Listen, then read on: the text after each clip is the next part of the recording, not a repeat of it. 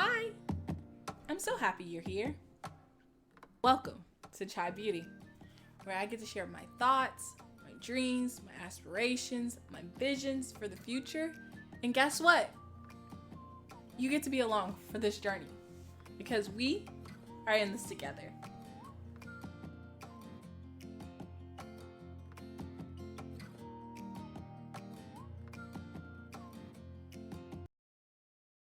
So we are at the last part, and it's a multitude of things. So it talks about functioning and relationship boundaries issues, as well as boundary development and what does that look like, and why you have a faulty setting. But when it comes to functional, it's doing the wrong thing at the wrong time, and it's just as you miss the mark, and it's okay. Like, I want to say, as a functional person that have missed the mark multiple times, because you're living, you learn. It's okay. The relationship I have lately, because life has been a little slow for me, have actually done what I needed to do and sat at somebody's feet and learned from them and giving opportunity. And you're probably saying, what does that mean? Well, in this season, I heard this from Tim Ross, his podcast, where he says sometimes him and Mike talk about regular routines give you opportunity. And so my relationship in this season, I've always wanted to be an entrepreneur. Like, I always wanted to do my own business. I just never understood what my skill set was. I'm still learning that, if I'm honest with you. I have multiple degrees. So I have a human resource degree, I have an entrepreneurship degree, and then I got my master's in project management. And I'm always just career development, because that's like my passion, developing people and just having a healthy culture. And because I've always wanted that, having a relationship with my friends and stuff, I'm able to talk through things, learn about new experiences. But also, I have a friend that is an entrepreneur who does freelancing, and she's wonderful. And she started a class for people and who want to do entrepreneurship. And I would never have known about this class if I hadn't built a relationship with her, just said hi to her to get an opportunity, because she didn't market this class. She did it with her inner circle of people that she know that were trying to work on a business.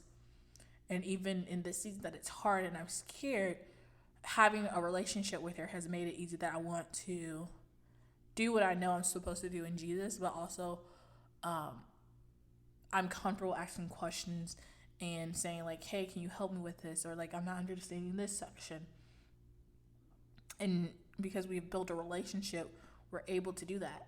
But if I was functional, I would not be able to do her class. I would have been doing the wrong thing at the wrong time. So I ask you, what are you now doing wrong at the wrong time?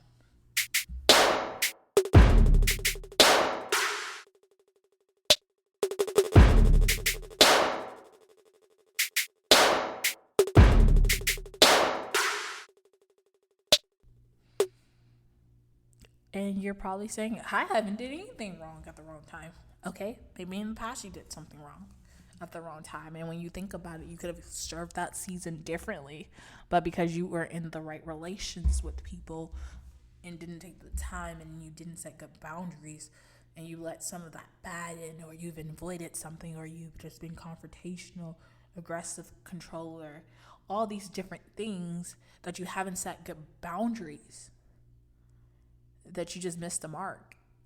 And I'm here to say, like, it's okay, because even when you're missing the mark, God knows, and He's going to help you align. He just wants you to pay attention to it and be aware of it. And I think about my busy seasons and when I was in the wrong time at a job, right? I just was weary. Like, I was just really upset with this job. I didn't like it. It was it literally was a job. It was just to pay the bills. Like, I did not want to do this job. I did not feel like it was forever.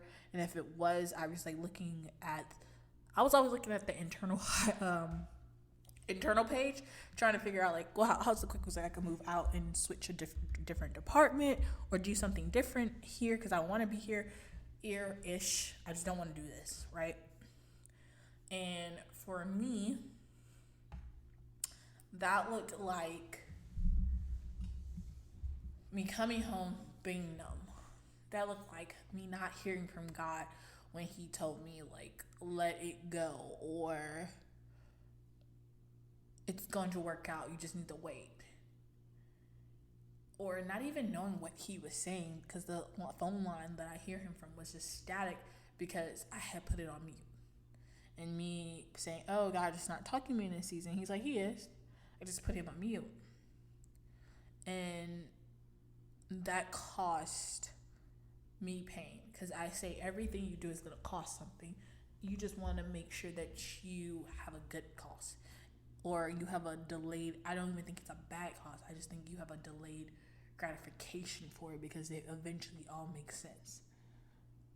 And it's okay that you were busy in that season. It's okay that you got it right in another season and you didn't get it right in the next season. You learn from failure. And I don't even think failure is actually what failure is. Failure is actually, I believe failure is just a pause in life to say, hey, you may not be great right now. You may be not understanding everything that's happening in this situation. You may just not be in the right place because you haven't let it go. And for me, wrong time and wrong thing has led me to really ask myself some difficult questions and say, why did I hold on when I was supposed to? Why did it feel like I was losing everything, but I knew in my faith that I was going to gain so much more? Why did it look like I had to be greedy and I had to have gluttony and say, this is mine, when in reality, none of this I own? Because when you finally close your eyes, you're taking nothing with you. And people are like, well, I left a legacy. Well, I've seen a lot of businesses that are mom and pop shops, and when the parent dies, so does the shop go. So there's some stuff that like you think you left a legacy to, and it's not there when you go. So you spend all this time, and it's no longer there. Do I believe a legacy is important? Absolutely. You want to give people a chance. You want to be able to let some people that were meant to be creatives through our ancestors before. I always say that I and my ancestors' wildest dreams, they wish back in the day that they could have an opportunity just to try something.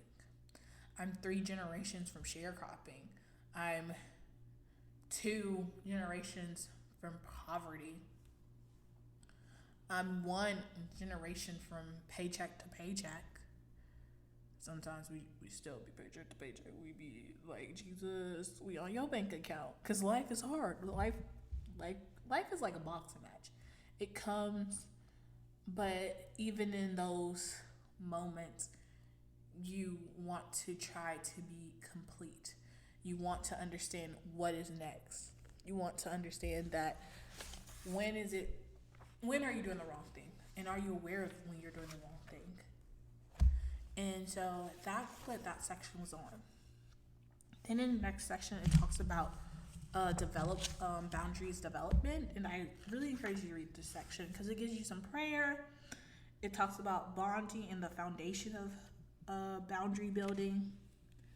And it gives you different scriptures. It talks about your insecurities. It talks about your individuality. It talks about separation and individuality. It talks about boundary injuries when things go wrong. Withdrawals from boundary. What does health hostility against boundaries? What does lack of limits look like? What does even over control look like? What does inconsistent limits look like? What does trauma look like? Which is one I had to deal with, and inconsistency I had to deal with. What does our own character traits, like, who are you? And it's okay to have to reintroduce yourself. I say at 27, I've reintroduced myself 3 times. I introduced myself in high school. I reintroduced myself in college. I reintroduced myself after college and world events had hit me. I introduced myself this year at 27 because a major accident has happened in my life that it changed my entire course of life. And sometimes I'm not self-sufficient. Sometimes I have to ask for help now. And even so, like, I even have to, like, have temporary disability. So what does all this look like? And what does those new boundaries look like? What does it look like when somebody is hostile towards you? What does it look like when your limits are being pushed? What does it look like to be over controlled? And write down your gut reaction to it so that you can, if you want to, go to therapy and ask them, like, hey, is this a normal response? And if it's not, what is a coping mechanism? Or what is the next, how should I respond? What's the best way to articulate, this is what you said to me and this is how I feel? Because we are getting better. We just need to know the foundation of boundaries and what are they developing and what are functional and relational boundaries. Because you are such a star. You are such I can't even say, you just have a bright light ahead of you and you are working so hard to just be better. And you are, even with the little hiccups and doing things at the wrong time, even being a busybody, like, to avoid some stuff, you're now taking the time to just stop and really think about who you want to be next. Hello, my friend. Thank you so much for taking the time to listen to this pod. Also, the past pods and all the ones you anticipate in the future. I've loved your comments and your reviews on Spotify. And as we continue to grow, I continue to think of other ideas. So currently, I'm investing in my website. So visit www.chaibeauty.org. There's no space. And you can see how I'm extending our community together because we are a family. So thank you.